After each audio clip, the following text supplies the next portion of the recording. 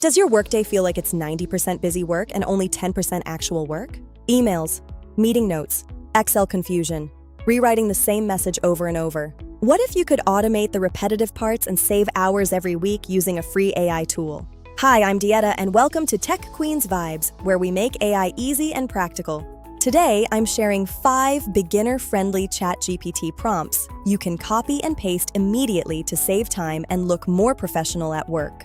Let's dive in and see how these prompts work. If you're new to AI, don't worry. These are simple, and you can use the free version of ChatGPT. First, the email polisher. Type.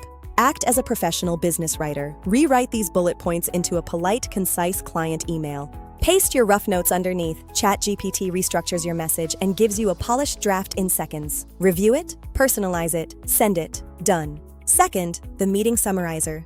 Type. I am going to paste notes from a meeting. Please summarize the key decisions and create a bulleted list of action items with names attached. Paste your notes. It extracts decisions and organizes next steps clearly so you can send a structured recap fast. Third, the Excel wizard. Have you ever opened a spreadsheet and found a list of names that are all lowercase? It looks unprofessional, and retyping them one by one takes forever.